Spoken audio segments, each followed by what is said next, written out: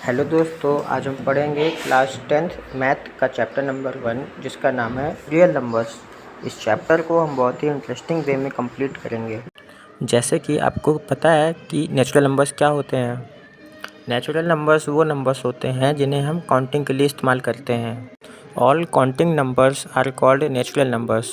जैसे कि 1, 2, 3, 4, 5 and so on, मतलब कि जो 1 से स्टार्ट होते हैं और चलते जाते हैं। नेक्स्ट है होल नंबर्स। तो चलिए समझते हैं होल नंबर्स क्या होते हैं। तो अभी हमने आपको नेचुरल नंबर्स बताए जो कि 1 से स्टार्ट होते हैं और चलते जाते हैं। अगर हम इन नेचुरल नंबर्स के साथ 0 और इंक्लूड कर दें तो ये बन जाते हैं होल नंबर्स।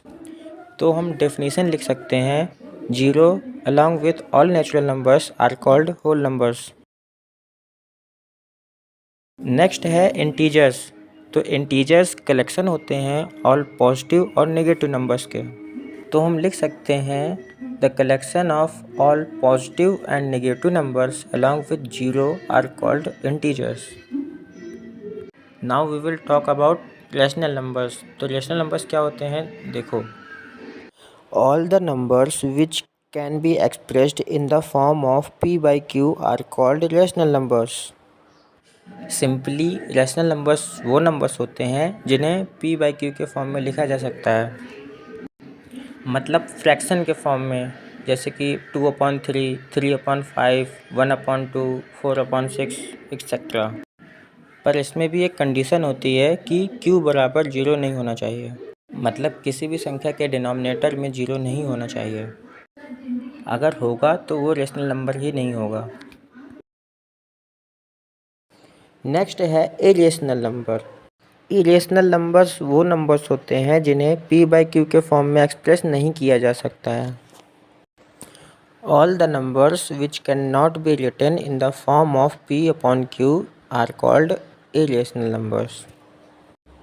जैसे कि √2, √3, √5, √6 एक्सेट्रा। अब नेक्स्ट हम पढ़ेंगे रियल नंबर्स के बारे में। रियल नंबर्स को हम कह सकते हैं कि the collection of all rational numbers and all irrational numbers all together is known as real number. मतलब कि दोस्तों सारे ही नंबर्स रियल नंबर्स होते हैं। सारे पॉजिटिव नंबर्स, सारे नेगेटिव नंबर्स और 0, सभी फ्रैक्शन और सारे डेसिमल डिजिट्स, सारे के सारे रियल नंबर्स ही होते हैं। अब दोस्तों हमें दो चीज़ें और पढ़नी है, यूक्लिड डिवीज़न लेमा और यूक्लिड डिवीज़न एल्गोरिदम। तो सबसे पहले हम देखते हैं कि यूक्लिड डिवीज़न लेमा क्या होता है। तो हम कह सकते हैं कि Euclid division lemma is a method of finding the HCF of two integers. तो दोस्तों सिंपल भाषा में यूक्लिड डिवीज़न लेमा का यूज़ 2 डिजिट का एचसीएफ फाइंड करने के लिए होता है। तो जैसे कि हम कोई भी डिवाइड करते हैं, मान लो कि हम 2 का डिवाइड करते हैं 9 से, तो 2 4 जा कितना होता है 8। इसको माइनस करेंगे तो कितना बचेगा 1। तो देखो जिससे हम डिवाइड देते हैं उसे कहते हैं डिवाइज़र, और जिसको हम डिवाइड करते हैं उसे कहते हैं डिविडेंड। डिवाइड करने के बाद जो आंसर आता है उसे हम कहते हैं क्वोशिएंट, और आखिरी में जो शेष बचता है उसे हम कहते हैं रिमाइंडर। अब देखो यूक्लिड डिवीज़न लेमा क्या कहता है कि अगर हम डिवाइज़र में मल्टीप्लाई कर दें क्वोशिएंट का और ऐड कर दें रिमाइंडर को, तो वो किसके बराबर होता है, डिविडेंड के।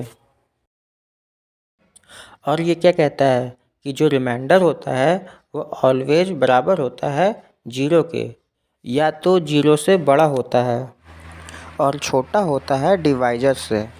यही होता है यूक्लिड डिवीज़न लेमा।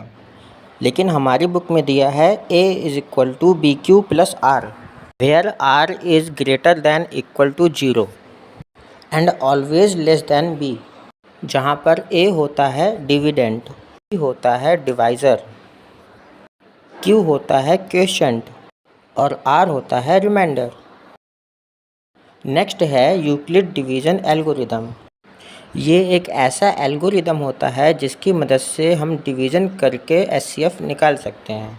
तो हम लिख सकते हैं कि the method of finding highest common divisor of two numbers by dividing. जैसे मान लो दो नंबर्स हैं 4052 एंड 12576। इन दोनों का हमें हाईएस्ट कॉमन फैक्टर निकालना है, यानी कि एचसीएफ निकालना है। तो बड़े नंबर को हम डिवाइड के बीच में लिखते हैं और छोटे नंबर को डिवीज़न के बाहर। कितनी बार जाएगा? 3 बार। कितना आएगा? 12156 और रिमाइंडर कितना आएगा? 420।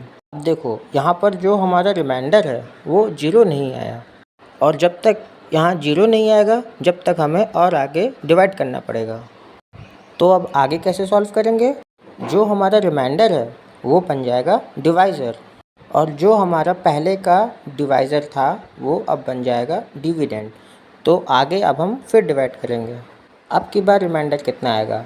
272। तो अब की बार भी रिमाइंडर हमारा 0 नहीं आया, तो अभी हमें और आगे तक सॉल्व करना पड़ेगा सेम प्रोसेस के साथ। तो देखो अब की बार भी रिमाइंडर हमारा 0 नहीं आया, 148 आया। फिर करेंगे, अब की बार 124 आया। फिर करेंगे, अब की बार 124 आया। फिर करेंगे, 24 आया। फिर करेंगे, 4 आया। और फाइनली अब की बार करने में हमारा रिमाइंडर 0 आ गया। और जब हमारा रिमाइंडर 0 आ गया है तो समझो हमारा क्वेश्चन सॉल्व हो गया। हमें निकालना क्या था? एचसीएफ। तो जो हमारा फाइनल डिवाइज़र आया है वो हमारा एचसीएफ होगा। जिस डिवाइज़र से हमारा रिमाइंडर 0 आया वही हमारा एचसीएफ होगा, highest common factor. Next video से हम एक्सरसाइज 1.1 स्टार्ट करेंगे। वीडियो देखने के लिए थैंक यू। मिलते हैं नेक्स्ट वीडियो में। जब तक के लिए टेक केयर, बाय।